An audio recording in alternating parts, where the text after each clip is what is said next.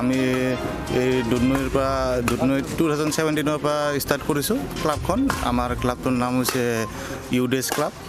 আমি 2017-18 বাকী এবছৰ ক'ভিডৰ কাৰণে আমাৰ পাতা নহ'ল আৰু আশা কৰোঁ ধৰ আমাৰ দুধনৈ য়ংষ্টাৰকেইটা আমাৰ ক্লাবত আহি পিনে ভাল প্লেটফৰ্ম যেন বাহিৰত পায় আৰু ধৰক নিজৰ গোটেই ফাইনেন্সিয়েলখিনি নিজে চব উঠাই সৰু সুৰা কৰিছোঁ আৰু খেলখন আশা কৰোঁ যেন দুধনৈৰ ইউথবোৰ আমাৰ ফালৰ পৰা ভাল প্লেটফৰ্ম এটা পায় আৰু বাহিৰত গৈ অন্যান্য বছৰত তেনেকুৱা ৰাইজৰ সমাগম আৰু এই বছৰ আপোনালোকে কি আশা কৰিছে?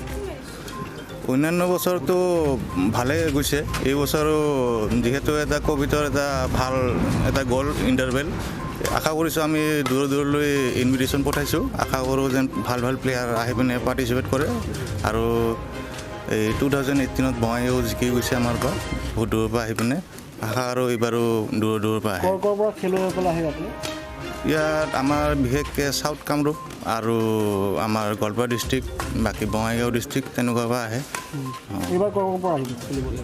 এইবাৰ এই চাউথ কামৰূপ, ছয়গাঁও, মিৰ্জা, মেঘালয়, বাকী আমাৰ এই বকো, এই গোৱালপাৰা সেইবোৰ আহিব আৰু।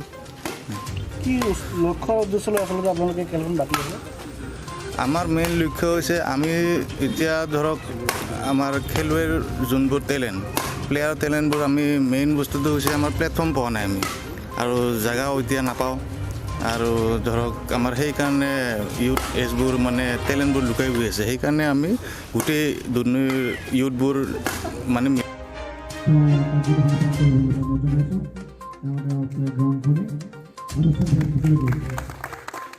হাত চাপৰি আমৰা সংগঠন জানাচ্ছি